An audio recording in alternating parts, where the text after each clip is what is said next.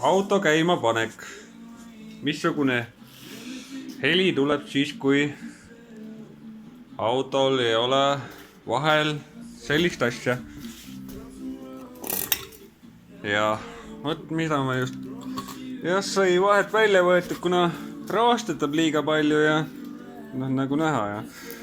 Aga jah, eks ikkagi ma ei usu, et päris linna peal saab ilma selleta sõita, siis tuleks panna see sinna vahele. Aga kuna meil siin testkäivitus käib, noh, mootorvärks kõik sai peale pantud, tehtud ja mõllatud, aga voolikud oli vahepeal vale pidi ja aga noh, saime kõik õigeks ja jah, aga jah, siuke käivitus tuleb kohe, et panem käima, et vaatame, mis häält ka teeb. Et noh, et ärge siis päris ära ehmatage. Et autod on nagu erinevad, aga põrinad nagu nad ikka on. Eks kuulame selle põrine ka siis ära, et mis häält teeb siis. Noh, eelsüüjõde ikkagi, diisel. Ja, paneme käima. Madala pöörded, täitsa normaalne.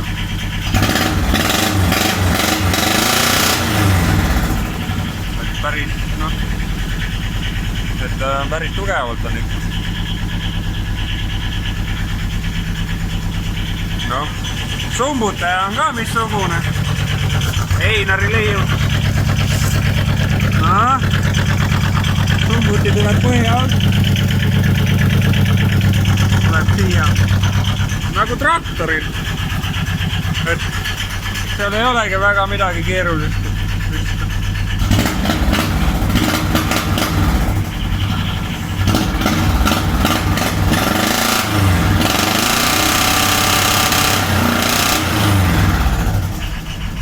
Liiga räige on ikka, aga jah, aga olgu, head vaatame.